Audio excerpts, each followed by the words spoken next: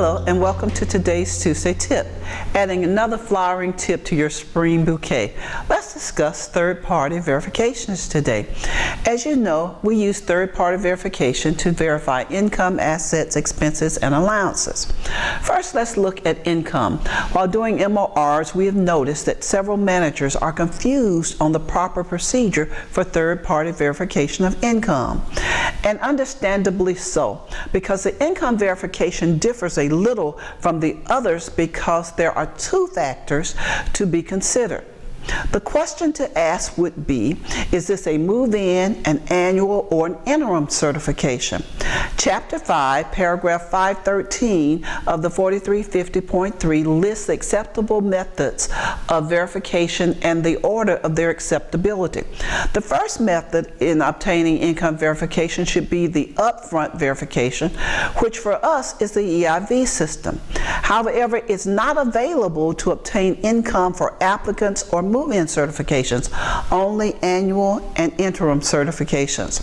For move-ins, you must obtain third-party verification or tenant-provided documentation from an outside source. The reason is that EIV will not have any information on a new move-in resident. It is important to remember that it is mandatory that the owners and agents use the EIV system as a third-party source to verify employment and income information of tenants during the recertification of family composition and income.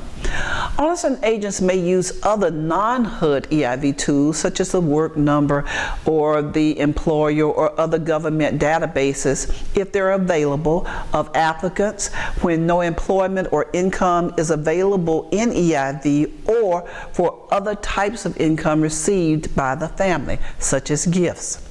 Owners and agents must use the EIV income report plus provide tenant documentation such as a certain number of paycheck stubs if verifying employment.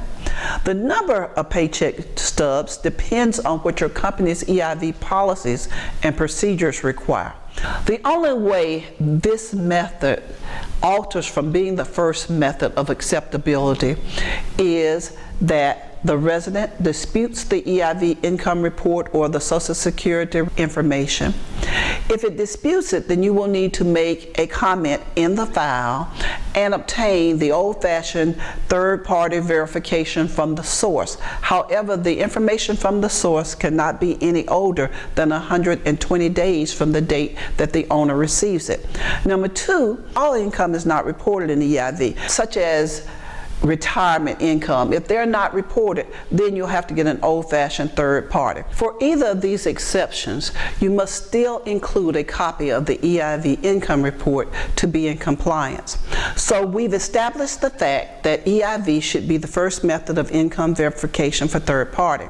And the second is written third party verification from the source. And the third is oral third-party verification. You have to include on that verification who you talked to, what their title was, the date and the time that you talked to them. And the fourth form of verification is family self-certification. So join us next week as we discuss the proper third-party verifications for assets, expenses, and allowances. Take care, and thank you for tuning in today.